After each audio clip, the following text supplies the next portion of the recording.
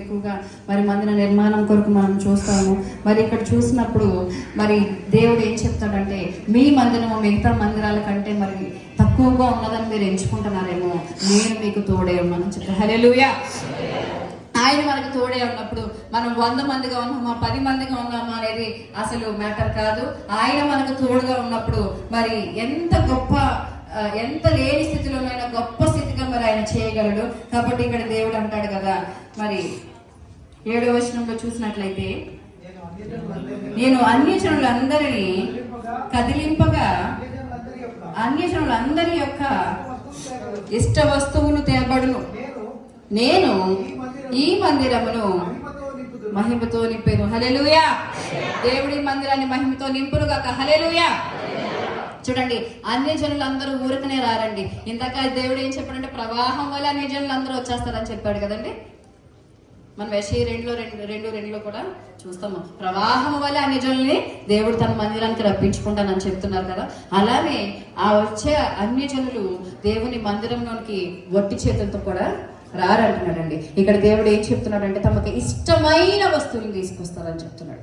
అన్యజనులు రావడమే కాదు, ఆయన మందిరంలోనికి మరి వారికి ఇష్టమైనవి కూడా ప్రభువు కొరకు ఇచ్చేయడానికి వారు సిద్ధపాట్లు కలిగి ఉంటారు. మరి మనమందరము కూడా ఒకప్పుడు అన్యులమే ఉన్నాం కదండి. చాలా కుటుంబాలు మరి మీలో కూడా అన్యులే ఉండొచ్చు కదా. కాబట్టి ఈ రోజు మీరు ఏం చేశారంటే, మీకు ఎన్నో లోకంలో ఇష్టమైనవి ఉండొచ్చు, కానీ మనం వాటిని ఏం చేసామండి, ఆయన కొరకు మనము విడిచిపెట్టామా లేదండి? ఇంకా ఎవరైనా పట్టుకున్నారా? ప్రభు వద్దని చెప్పినవి ఇంకా ఎవరైనా పట్టుకుని ఉన్నారా? రక్షింపబడిన మీరందరూ చూస్తే చక్కగా అందరూ రక్షణలోకి నడిపించబడిన వారే ఉన్నారు. హల్లెలూయా.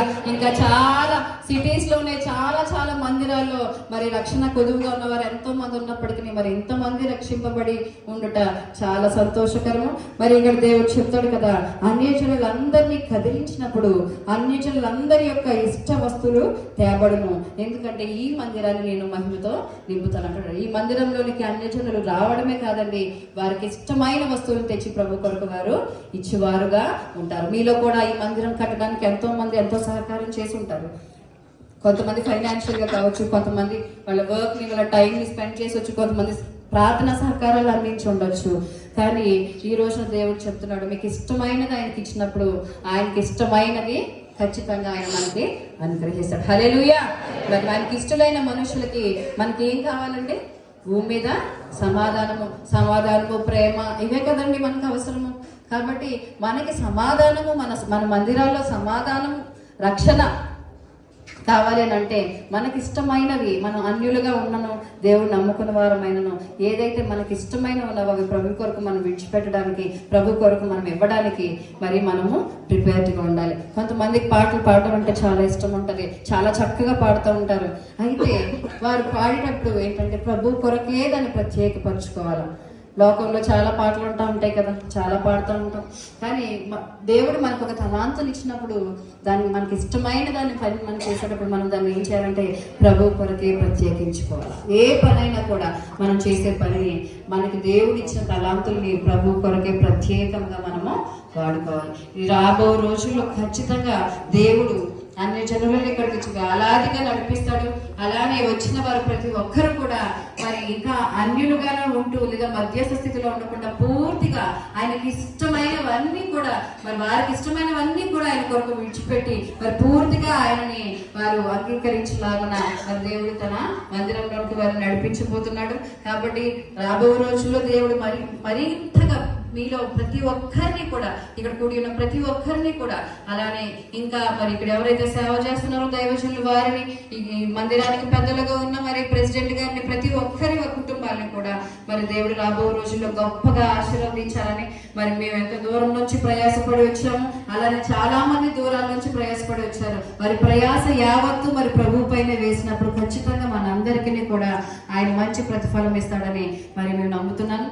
మరి ఒక విషయం మీకు మళ్ళీ చెప్పాలని ఆశపడుతున్నాను.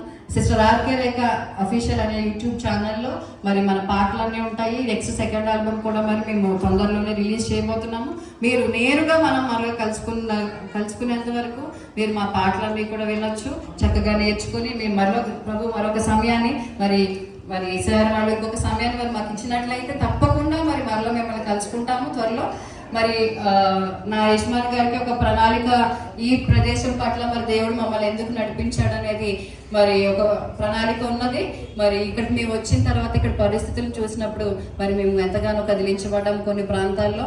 కాబట్టి ఈ ప్రదేశం కొరకు రాబో రోజుల్లో మరి ఏదైనా చిన్న సహాయాన్ని మరి మేము కూడా చేయాలని ఆశపడుతున్నాము. మరి కాబట్టి దయచేసి మీరు అందరూ కూడా మీ ప్రార్థనలో మా కొరకు, మా కుటుంబాల కొరకు కూడా జ్ఞాపకం చేసుకొని దయచేసి అందరూ కళ్ళు మూసుకున్నట్లయితే 2 నిమిషాలు మరి ప్రార్థన చేసుకుని నేను అధ్యక్షుల వారికి అప్పగిస్తాను. మహోన్నతుడ, మహాగరుడ, పరిశుద్ధుడ, రాజా, నీకే వేలాది వందనాలు, స్తుతులు, స్తోత్రములు ప్రభా. రాజా దేవా, ఏ మాత్రం ఎన్నిక లేని దాని ఏర్పరచుకుని ప్రభా నాయన తండ్రి నాతో మాట్లాడుతున్నాను. దేవా మీకు వందనాలు ప్రభా నాయన. ఎందుకంటే ఎంతో గొప్పవారు ప్రభా గనులు ఉన్నప్పటికీ నాయన తండ్రి నాయన నాకు అవకాశం ఇచ్చారయ్యా. వందనాలు ప్రభా. సహోదర ప్రేమను కనపరుస్తున్నాను తండ్రి. ప్రతి ఒక్కరము కూడా నాయన తండ్రి ప్రభా నాయన ప్రతి మందిరము ఐక్యము కలబడి వధువు సంఘము వలె సిద్ధపాటును కలిగి ఉండడానికి సహాయం చేయండి అయ్యా. పాస్టర్స్ మధ్యన ఐక్యతను కలిగించండి రాజా. మీకు వందనాలు. సంఘాల మధ్య ఐక్యతని, సంఘస్థుల మధ్య ఐక్యతని కలిగించండి రాజా. మీకు వందనాలు. రాబో దినాలు ప్రభా నాయన ఇదిగో ప్రభు ప్రవాహము వలె ప్రభా నాయన తండ్రి అన్యజనులు మీ మధ్యలో నడిపించబడినారు రాజా. దేవా మీ కృపను చూపించండి ప్రభా. మీకు వందనాలు రాజా నాయన తండ్రి. ఇదిగో అన్యజనులు నడిపించబడటం మాత్రమే కాదు కానీ ప్రభా నాయన తండ్రి వారికి ఇష్టమైన ప్రతిదీ మీ కొరకు వారించి లాగడ ప్రభా నాయన తండ్రి నాయన మీ కృపను చూపిస్తున్న దేవా మీకు వందనాలు, స్తుతులు, స్తోత్రాలు ప్రభా నాయన. ఎవరైతే మర్చిపోయిన ప్రతి ఒక్కరిని ఎరిగిన దేవా మీకు వందనాలు. దేవా నాయన తండ్రి ఇదిగో ప్రభు కూడిన ప్రతి బిడ్డ కూడా, ఇక్కడికి వచ్చిన ప్రతి బిడ్డ కూడా ఒట్టి చేతులతో కాదు కానీ నాయన మీ ఆశీర్వాద ఫలాలను తీసుకుని వెళ్ళడానికి సహాయం చేయండి. అలానే వారికి ఉన్న తలాంతులను మీ కొరకు వినియోగించి రాబోయే రోజుల్లో ప్రతి బిడ్డ కూడా ఒక సువార్తగాయనిగా లేదా ప్రభు నేను ప్రతి బిడ్డ ఒక సేవకురాలుగా ఒక గొప్ప సాక్షిగా ప్రభు నేను మందిరంలో ప్రతి బిడ్డని ఏర్పాటు చేసుకుంటున్నందుకే మీకు వందనాలు, స్తుతులు, స్తోత్రాలు. దైవజనులను ఆశీర్వదించండి, వారి కుటుంబాలను ఆశీర్వదించండి, వారి సంఘాన్ని ఆశీర్వదించండి. నా దేశానికి ప్రభు జ్ఞాపకం చేసుకోండి రాజా.